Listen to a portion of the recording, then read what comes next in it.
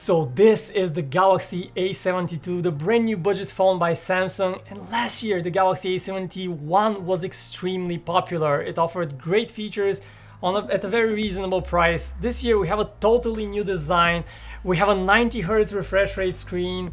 We have a big battery again. So let's take a look at it and see if the Galaxy A72 actually has enough to convince many users to buy it, probably maybe instead of a flagship. Hello guys, my name is Vic with PhoneArena, and I got to spend some time with the brand new Galaxy A72 at a specially safely organized briefing by Samsung, and this is what I learned.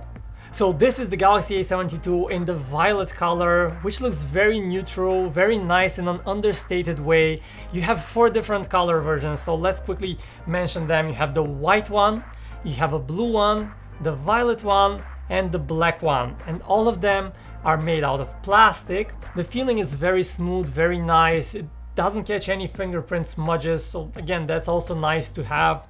You have slightly thicker bezels on the front, a punch hole for the camera. That's what the design looks like. And interestingly, take a look on the bottom of the phone and you will find a headphone jack. Yes, headphone jacks are long gone for flagships, but on this budget Galaxy A72 you still have it. And by the way, for the first time in many years on a budget Galaxy A series phone, you also get water protection. This phone is officially IP67 water and dust protected, which means you get a peace of mind. So let's flip it to the front and look at the highlight of this phone, which is, as if any Samsung phone, the screen. 6.7-inch AMOLED screen, beautiful rich colors, 1080p Full HD resolution, sufficient for plentiful detail, and the big new feature, 90 Hz fast and smooth refresh rate.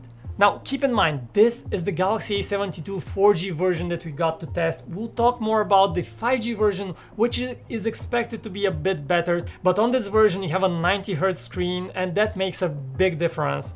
In my opinion, this is the biggest upgrade if you are looking at the Galaxy A72 and comparing it to last year's A71. Okay, speaking of the screen, you have to make some compromises. This is a budget phone, not a flagship phone, and one such tiny little compromise is the brightness.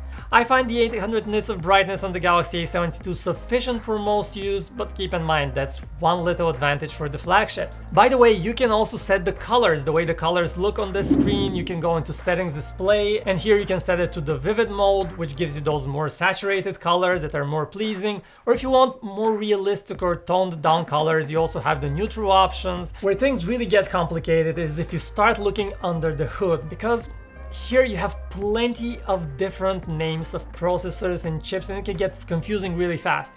So the chip that you have here, it's called the Snapdragon 720G. Interestingly, this new chip is just very slightly faster than the processor on last year's A71 4G model. And in fact, it's not even as fast as last year's A71 5G model. So it is a very modest upgrade compared to last year's 4G model. And also you get 6GB of RAM on the A72, just like on the A71. So no, don't expect any huge differences in the actual performance. The smoothness that you experience likely comes from the smoother and faster screen refresh rate, but in terms of processors and silicon, this is pretty much the same phone with very slight upgrades. And speaking of performance and versions, you have 2 different versions of the A72. One ships with 6GB of RAM, 128 gigs of storage. This is what we're testing right now. The other version is a bit more powerful and a bit more expensive, 8GB of RAM, 256GB of storage. And both of these versions also support a microSD card slot. Come on, Samsung, you can put this in your budget phones, but not in your flagships. That's really interesting. That's really interesting. So yes, you have a microSD card option on the Galaxy A72. And you also have all the bells and whistles that Samsung flagships have with One UI. Here in its latest iteration, you have cool, neat little options like the automatic ability to switch between light and dark mode. In terms of security, this phone uses an on-screen fingerprint scanner, which gets the job done. But let's flip the phone to its back and take a look at the most interesting area of improvement here, the cameras. First of all, that camera island, compare it to last year's Galaxy A71. What a difference! Just a simple design touch. On the A72, everything looks so much better. You have the raised camera bed. Around each and every camera, you have a metal ring that again shows you that this is a serious camera phone and kind of borrows from those Samsung flagships. The camera interface is the same as on flagships. You can select between your main camera, your ultra wide camera, and yes, you also have a 3x zoom telephoto camera here, optical zoom on a budget phone. Very nice to have. Not all budget phones have it. And in the camera app, you can go up to 30 times digital zoom, which gives you a pretty good level of magnification, again, that you don't get on other phones. In terms of quality, let's take a look at one photo we shot on the Galaxy A71 and the A72, and what I notice here is the colors are a bit more lively, warmer, look a little bit better, but we'll reserve judgment for our final review, which is coming soon, where we'll take a look at the camera and other things in a greater detail. Another thing worth mentioning about the A72 is that it ships with stereo speakers, so you get that rich stereo sound, which is nice, again, nice to have on a budget phone. So what about battery life? Battery life is one of the areas where budget phones actually have an advantage over flagships. Just take a look at the battery size here. 5000 milliamp hours on a budget phone. That is the same size as on the Galaxy S21 Ultra. That's crazy. And Samsung officially says this phone has 2-day battery life. When have you seen 2-day battery life on your flagship? I know I haven't. But great battery life is definitely a huge advantage that budget phones these days have.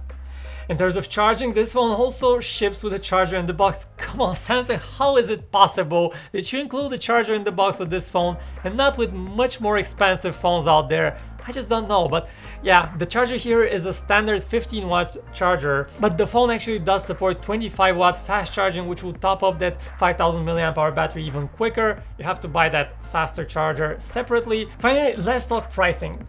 This is an affordable phone, but affordable budget phones come in different flavors, and this one costs 450 euro in Europe. Well, the price in the US is a separate topic because, hear me out, in the US this phone is probably gonna launch in a 5G version, the Galaxy A72 5G. And what's probably gonna happen is the same thing that happened last year. Last year Samsung introduced the 4G model early in the year and then introduced the 5G model in the summer, which launched in the US. So that's probably what's gonna happen this year again. We have this A72 4G model, and then we'll have a slightly more powerful A72 5G model with 5G connectivity, slightly faster chip, probably 120 Hz refresh rate screen. That's gonna come in the summer in the US for a likely price of around $500. So that's the scoop on prices, that's the A72. Let me know, what do you think about it? Now, this is an interesting device in my opinion because it is so close to a flagship with just a few tiny compromises. Now, the bigger compromise is of course the performance, which doesn't match a flagship, and probably the camera, which won't be as good in the night or in more challenging conditions. But just in terms of fluidity and smoothness, you get that fast refresh rate, you have a decent variety in the camera department, fast charging, and that gigantic battery, which definitely make a strong case for the Galaxy A72. So let me know, what do you think about it? Is it a good phone? And should somebody actually consider it against flagships? Would you buy such a phone for yourself or maybe for your parents? Let me know your thoughts about the Galaxy A72. My name is Vic, this is PhoneArena, and if you enjoyed this video, don't forget to hit that subscribe button. Follow us so you can see our latest videos first. Thanks for watching, and I'll see you in the next one.